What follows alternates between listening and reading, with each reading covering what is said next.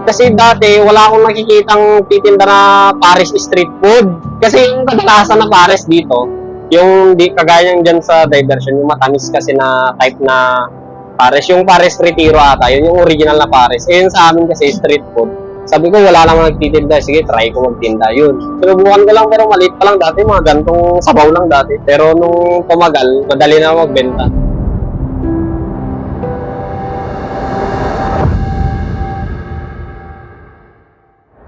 6:40 mga ganon, yun naman yung time ko mag-review. Tapos 7 ng umaga, papasok ako hanggang 2.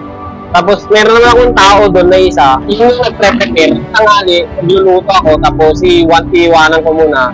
Tapos yun nga, pag alas 4 na, magtitinda naman na ako. Kahit nasa kali yung pwesto niya, makikita mo na malinis siya magluto.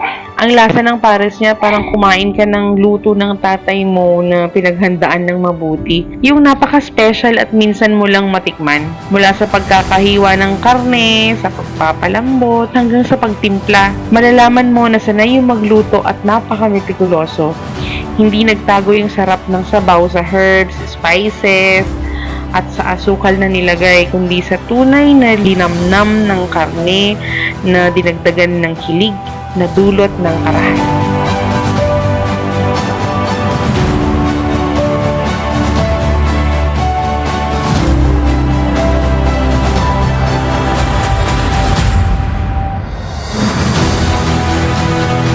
Hindi talaga namin tinitipid sa ingredients. At least kahit konti lang yung pumapasok sa amin na kita, at least satisfied yung customer. Ito yung siyempre pag traffic, siyempre kakaya naman sa ano. Tapos yung kulang kami sa table. Pero mas maganda kasi yung ganyan para unique kasi feel na feel mo na parang nasa ano ka lang, nasa Manila ka lang. No?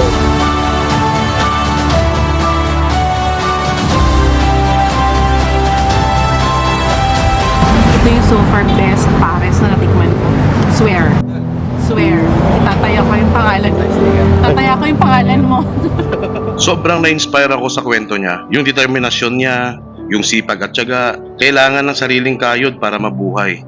At para mabigyan na din ng trabaho yung mga taong nakapaligid sa kanya. Isang napakasipag na working student. Sobrang nakakahanga lang yung mga ganitong tao. Taong lumalaban ng patas para sa matinding hamon ng buhay. Saludo ako sa mga kagaya niya.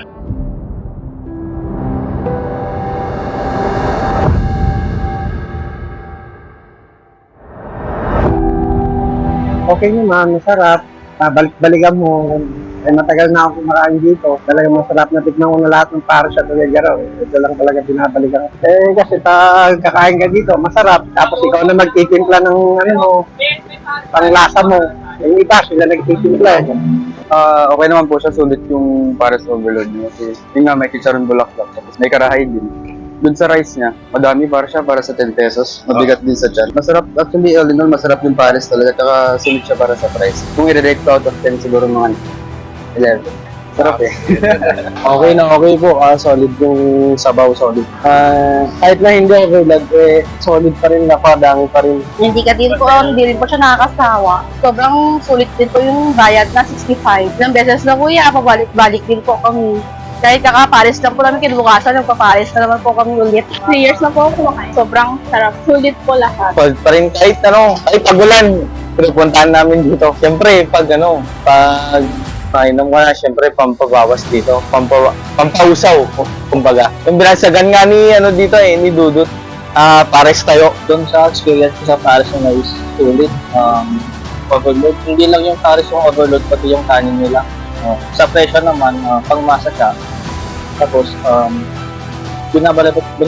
balikan talaga dito. After ng office, dito ako binabalik. Na-invite ko po kayo na i-try itong pares namin dito sa may Cagay, Tuguegarao City. Dito nga malapit sa may AMA College tapos sa may Pampangenya.